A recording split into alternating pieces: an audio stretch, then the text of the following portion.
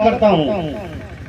मेरा पहला मुद्दा है 39 गांव को नहरों का बांध का पानी नहर के जरिए मिले और छोटी नहर बनी हुई है उनसे इनकी सिंचाई नहीं हो पाती है। तो ये 39 गांव को सरकार से हम निवेदन करते हैं और आज्ञा लेते हैं कि भाई आप 39 गांव की समस्या को पहले सुने और बड़ी नहर करके और इन गांव की सिंचाई का प्रबंध करें। उसके बाद में दूसरा हक बनता है 360 गांव के किसान भाइयों का। 360 गांव के किसान भाई की महिलाएं, बुजुर्ग, बूढ़ी महिलाएं, हमारी बहनें, माताएं हमसे हमेशा पूछती हैं कि बेटा नदी में पानी कब आएगा। एक बार नदी में पानी आ गया तो 2 साल हमारे बोर बढ़िया चल जाते हैं और हमको मीठा पानी मिल जाता है। मिलता है कि नहीं? 2 साल तक, 1 साल तक हमारी पूर्ति होती है कि नहीं? आज क्या हालत हो रही है? प्रशासन बिल्कुल ही निठल्ला हो रहा है, बहुत ज्यादा। तो मैं प्रशासन से ये कहना चाहता हूँ, तीसरी बात, ये हमारी दोनों मांगे पूरी हो जाती है तो हमारी तरफ से पूरे पानी को नहर में दे दो, चंबल से लाके, कहीं से भी लाके। हमको किसानों को कोई आपत्ति नहीं है। राम राम साहब, बहुत बहुत धन्यवाद। अगले वक्ता के रूप में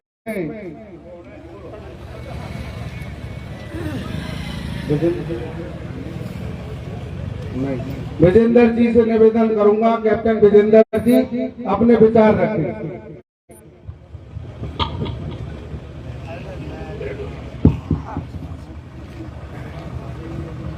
आज की सभा के अध्यक्ष साहिबान, मंचस्थ बैठे नेतागण, प्रशासन शासन के अधिकारी साहिबान, जाति बुजुर्ग और प्यारे मेरे साथी, पहले तो मैं सभी साहिबानों को हाथ जोड़ के राम राम करना चाहता हूं। कैप्टन विजेंद्र के राम राम साहिबान।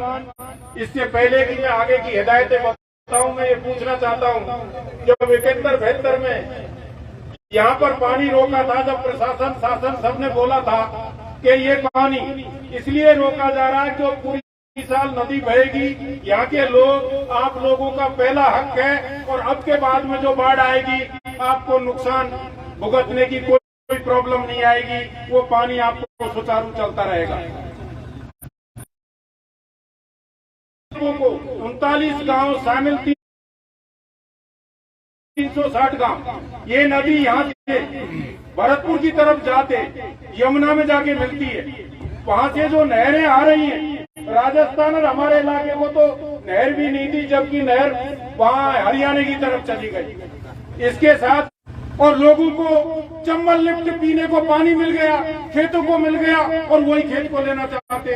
हमको पहले इन 39 गांवों का और 360 गांवों को पीने को पानी चाहिए। उसके बाद में जमीन पर पानी का हक हमारे इन लोगों का पहला है। ये तो हमने आगे भी देखा है, प्रशासन में भी देखा है, शासन में भी देखा है कि कौन सा काम जरूरी है और कौन सा दूर है। डिस्ट्रिक्ट का पानी डिस्ट्रिक्ट में तो हो सकता है, लेकिन डिस्ट्रिक्ट का पानी बाहर दूसरे डिस्ट्रिक्ट में जब हो सकता है जब अवेलेबल हो। अवेलेबल नहीं, और हम यहाँ प्यासे मर रहे हैं तो पहले हमको मिलना चाहिए और हमारा सहयोग होना चाहिए।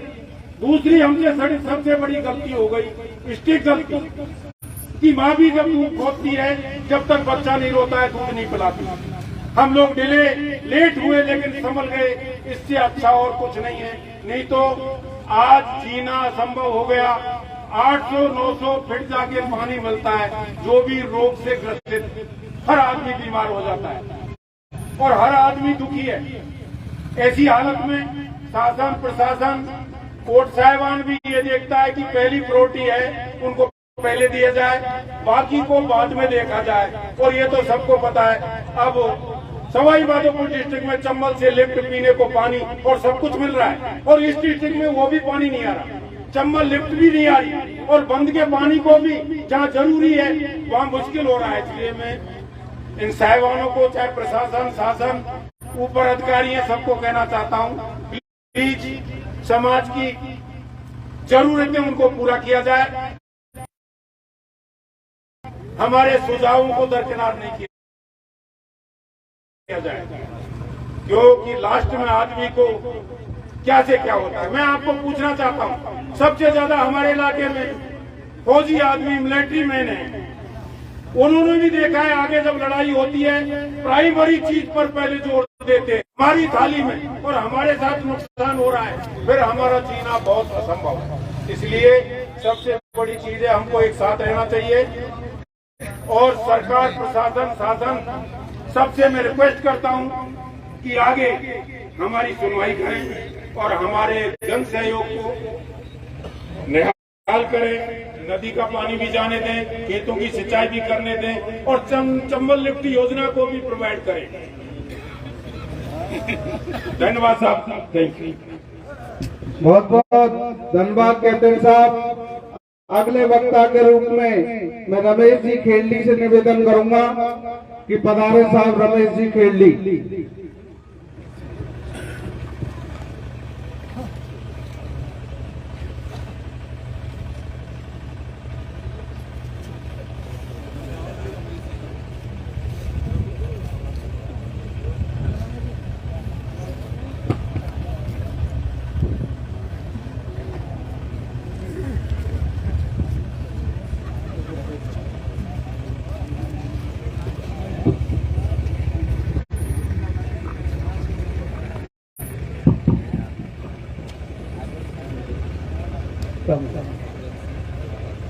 आदरणीय आज की सभा के अध्यक्ष महोदय, मंचासीन सभी सब समाज के सम्मानीय गणमान्य और मेरी सरदारी, आज जो पंचायत परशु बाबा की भूमि पर, इस पावन भूमि पर जो इकट्ठी हुई है, वो एक तीसरी मांग के रूप में है। वैसे ये मांग बहुत पहले, आज से 20 साल पहले उठ जानी चाहिए थी।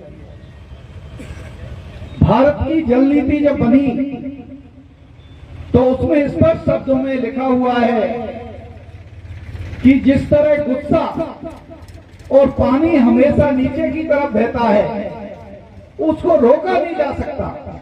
इसलिए कभी भी कोई भी बांध बनेगा जिसका पानी जहां पहले बह रहा है, उसको रोका नहीं जा सकता। 15 से 20% पानी हमारी जो नंदी की राय टीम है, उसने वो सारे डॉक्यूमेंट्स इकट्ठे कर लिए हैं जिनमें स्पष्ट शब्दों में भारत सरकार की जल नीति में लिखा हुआ है कि जिस जल स्रोत को रोका जाएगा, प्रकृति के विपरीत काम सरकार करेगी आवश्यकता के लिए, लेकिन प्रकृति के बहाव को नहीं रोका जा सकता। तो पहले तो मैं आप लोगों को सबको ये निवेदन करना चाहता हूं कि ये स्पष्ट शब्दों में लिखा हुआ है कि चाहे हमारे 39 गांव का दूसरा हक पड़ता है, लेकिन नंदी की राय का पहला हक पड़ता है, क्योंकि ये बांध गंभीर नदी को रोकने के लिए बनाया गया है। और इसलिए बनाया गया है कि प्राकृतिक आपदा में जब 1972 में बाढ़ आई थी तो उससे गांव के गांव तबाह हो गए, आसपास की भूमि तबाह हो गई, जो खेत खराब हुए वो किसके हुए? नदी की ढाई के किसानों पे। तो वो नुकसान भी उन्होंने भोगा। फिर पानी धीरे धीरे वहां मिल रहा था। मुझे याद है आज से 30 साल पहले 15 फीट पर पानी 80 फीट पर चला गया, फ्लोराइड हो गई। गांव गांव में बुजुर्गों के घुटने जाम होने लग गए, घुटने बदलने लग गए।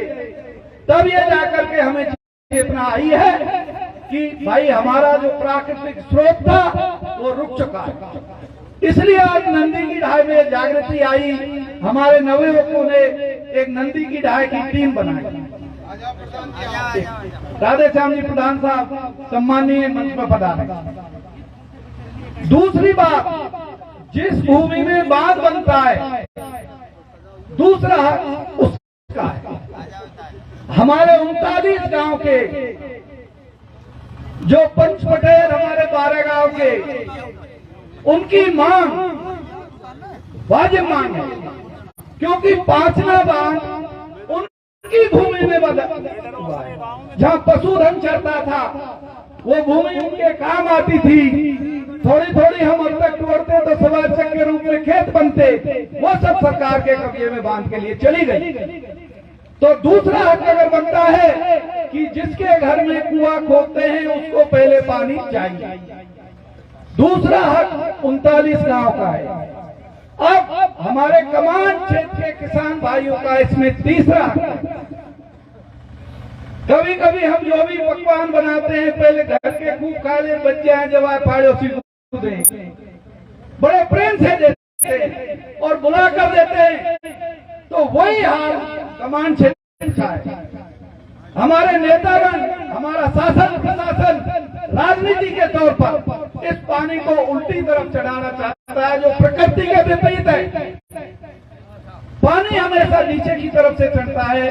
पहला गंभीर नदी का, दूसरा हमारे जो बेसरे भाइयों ने, और मैं इस मंच की तरफ से मेरी इस कौम के इस 12 गांव को धन्यवाद देता हूं। ये पूरे गुजरों की हमारी नंदी की ढाल और भरतपुर तक के लिए दिशा निर्धारण करते हैं, एक सबक देते हैं।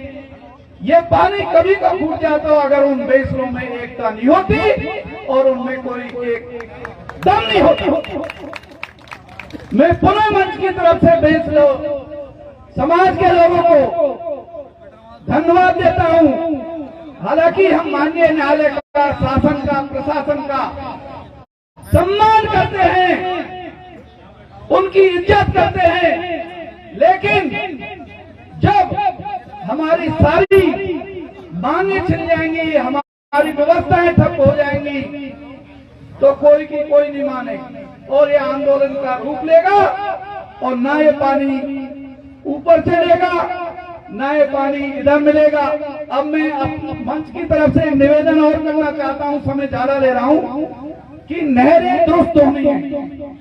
39 गांव को भी सुचारू रूप से पानी नहीं मिल सकता, क्योंकि जो मैंने जुंगी के पुरा पे नहर देखी है, जो बढ़िया से इंजन को पानी नहीं ले जा सकती, वो कैसे इस पानी को आगे बढ़ाएगी। इसलिए जब तक ये नहरें दुरुस्त हो, 39 गांव सब रखे और मेहरबानी करके कमांडो और 39 गांव या नदी की ढाई टूटे जाते इनकी पूर्ति हो और घड़ा तक पानी जाए। राम राम साहब, कोई गलती है कि वो तो माफ करिए सरदार। हाँ जी, बहुत बहुत धन्यवाद श्रीमान जी, आपने बहुत सटीक बात कही कि 17 साल में जो 39 गांवों ने संघर्ष किया है और उस संघर्ष में जिस तरह से प्रशासन और शासन प्रशासन का छलावा हुआ है, वो मैं देख के आ रहा हूँ कि जुंगीनपुरा में एक छोटी सी नहर बना रखी है जिसमें इंजन का पानी नहीं जाए। आपने बहुत सटीक बात कही श्रीमान जी। अब मैं निवेदन कर रहा हूँ अड्डा राजाराम से, और श्रीमान जी जो भी सरदार अब आगे आए वो आगे आ जाए, आगे आ जाए। अभी तो बस से उतरिए आगे जगह। और राजाराम अड्डा जी,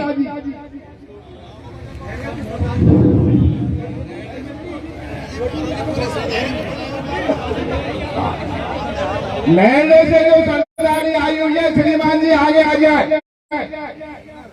नहर से जो सरदारी आई हुई है 39 गांव के किसान आपका सबका स्वागत करते हैं हाथ पैदल से। आप आगे आ जाए श्रीमान, जो नहर से किसान लोग आए। और जिन सरदारों को बोलना है मंच पर वो अपना नाम लिखा जाए वकील साहब के पास में। राजाराम जी अड्डा वाले।